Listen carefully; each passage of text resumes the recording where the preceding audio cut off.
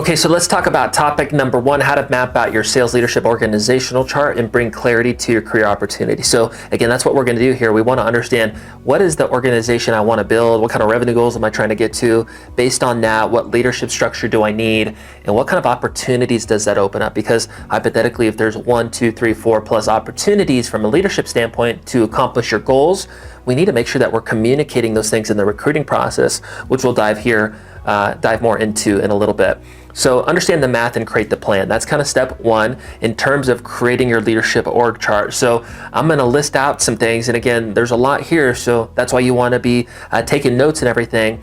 I'm going to go through some questions, and then I'm going to go through an example of answering these questions to ideally illustrate what we're trying to do in terms of creating this org chart. So the first question is going to be, what is your current sales revenue? Okay, so what is your current sales revenue? Next question, what is your revenue goals for the business? Next question, what is the difference in revenue to hit our goal? So hypothetically, if our revenue today is 1 million and we want to get to 10 million, the difference is obviously 9 million. So what's the difference in revenue to hit our goal?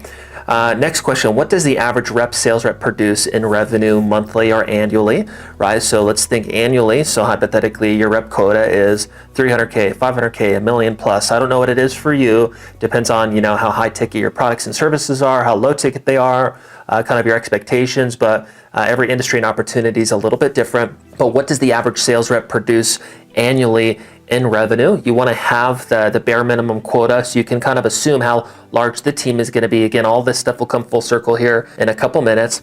How many reps will we need to hit our goals? So as an example, if I'm at 1 million and I want to get to 10 million, the difference is 9 million. Well, if our rep quota is $1 million, well, 1 million divided by 9 million, which is the difference, that's 9 reps that I need, right? So that's why we want to understand the revenue per rep, and we want to understand how many reps that we need to get to that hypothetical goal. But next question, what kind of leadership structure is going to be needed to support this team of, in that example, 9 reps, and how will we communicate these opportunities both in our recruiting and our management process, which is kind of the last step, because just because you know it doesn't mean others are going to know it, and you need to communicate these things. So let's go through one full example to better illustrate the point, because I know we're going kind of quick. So here's an example of answering those specific questions. So current revenue goal. What is your current revenue goal? I'm just going to say hypothetically it's 500,000. Okay.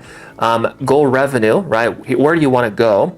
We're going to go, for the sake of this example, we're going to call it $5 million. Okay.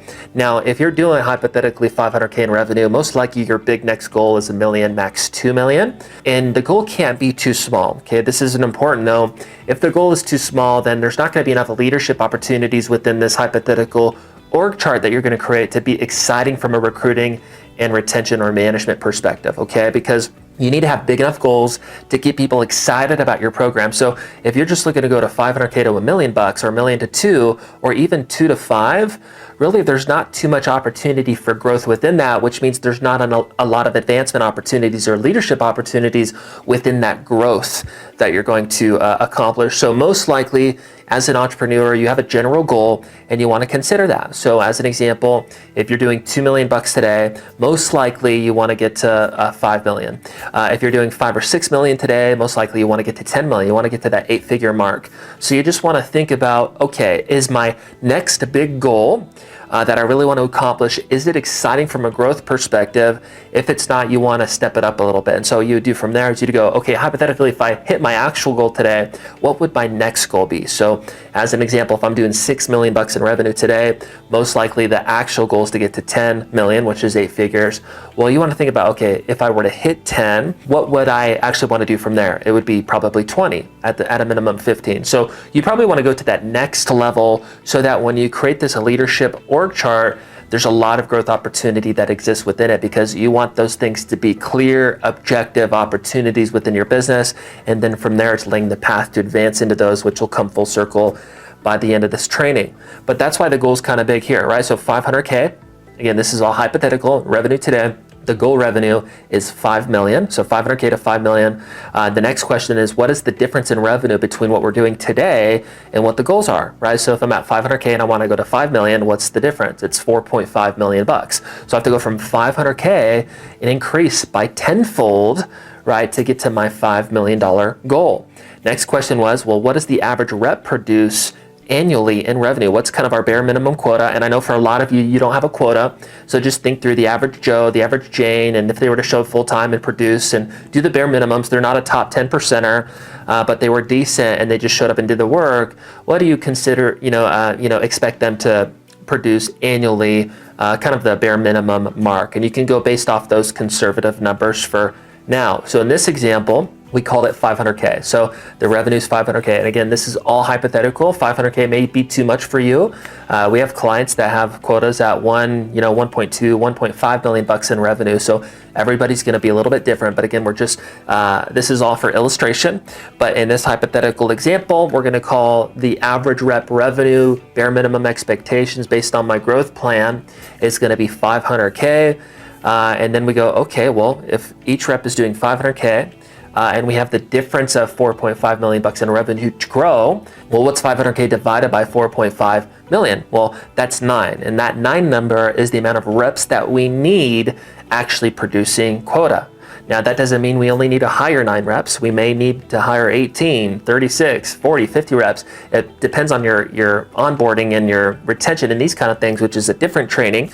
We help commission-based sales opportunities. So typically at a bare minimum, you need to recruit 3 to get 1, and sometimes you need to recruit 5 to get 1, and everybody's a little bit different. But my point is whatever that number is, the amount of reps that you need to hit your goal based on the bare minimum average quota, it's not going to be just hire that number, right?